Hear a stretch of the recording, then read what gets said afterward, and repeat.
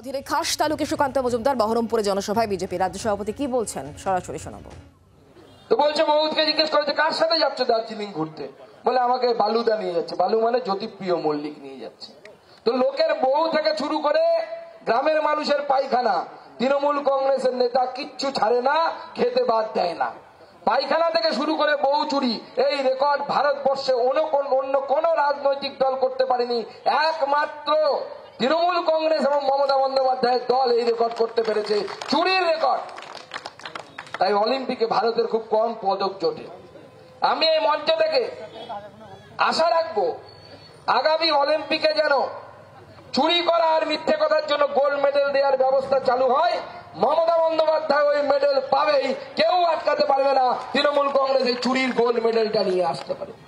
বন্ধুগণ, আজকে নরেন্দ্র মোদীর নেতৃত্বে আমরা দেশকে কোথায় পৌঁছে দিচ্ছি, আর তৃণমূল কংগ্রেস এই পশ্চিমবঙ্গকে কোথায় নিয়ে যাচ্ছে আজকে আপনারা শুনলে অবাক হবে।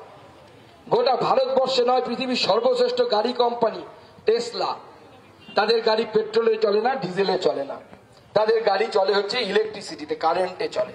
পৃথিবীর 1 নম্বর কোম্পানি, ধারে কাছে কেউ নেই। তারা পৃথিবীর বিভিন্ন দেশে তাদের ফ্যাক্টরি খুলেছিল, ভারতবর্ষে তাদের একটাও ফ্যাক্টরি ছিল না। সেই ফ্যাক্টরি খুলতে নরেন্দ্র মোদীর গুজরাটে আসছে।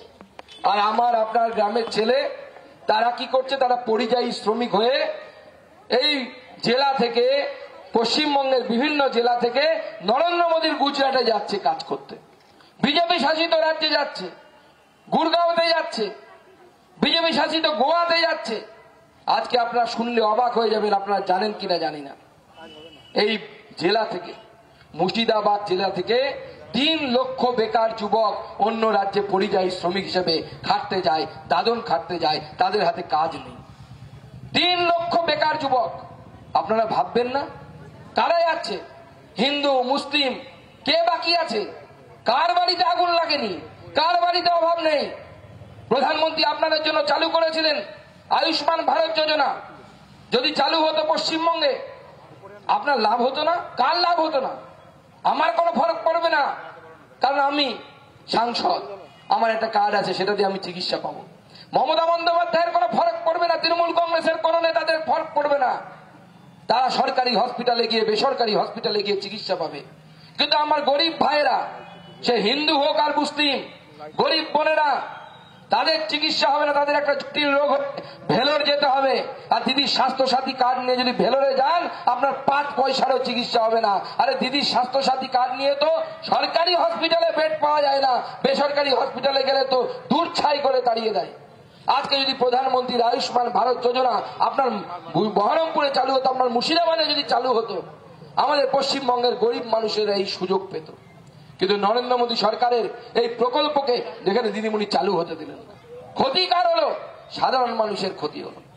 মুখ্যমন্ত্রী শুধুমাত্র ধর্মীয় সুশ্রুতি দিয়ে এই জেলায় প্রচুর সংখ্যালঘু মানুষ বাস করে।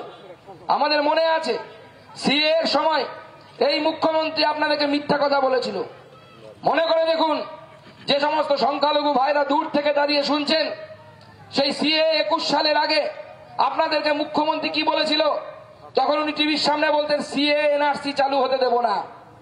এখন বলছে এনআরসি চালু হতে দেব না।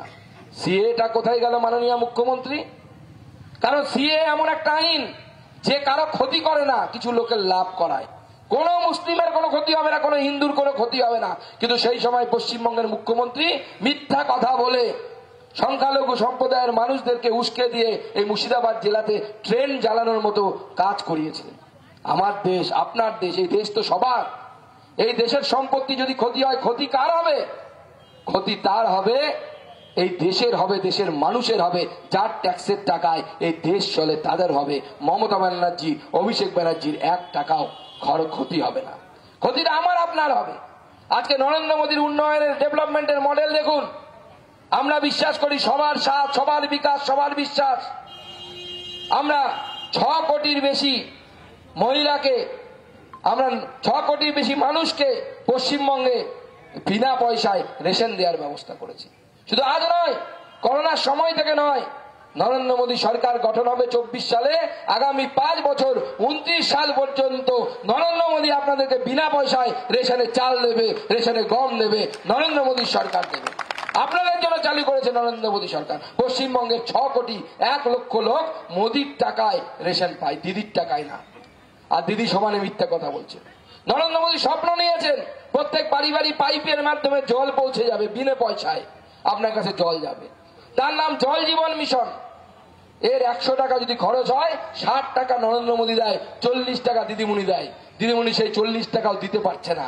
আর বড় গ্রামে গ্রামে নিজের বড় বড় ছবি দিয়ে পোস্টার লাগিয়ে দিচ্ছেন, সজল গ্রাম, পাইপ আছে জল পৌঁছয় না। কি ঠিক বলছি তো? পাইপ লাগছে কিন্তু জল আসছে না, জল এখনো চালু হয়নি। কারণ যে 40 টাকা দিদিমণির দেওয়ার কথা, সেই টাকা সে দিতে পারছে না। আর দিদিমণি শুধু মিথ্যে কথা বলছে। আমরা 9 কোটির বেশি মহিলাকে উজালা যোজনায় গ্যাস দিয়েছি, গ্যাসের সিলিন্ডার দিয়েছি। আমরা কোনো ভাবিনি কে হিন্দু, কে মুসলিম, কে খ্রিস্টান। নরেন্দ্র মোদীর গ্যাস সিলিন্ডার সবার কাছে এসে পৌঁছেছে। নরেন্দ্র মোদীর দেয়া গ্যাসের সিলিন্ডার সবার কাছে পৌঁছেছে। আজকে অধীরদা বহুদিন পর বাইক চালাচ্ছে, একদিন আমি ফেসবুকে।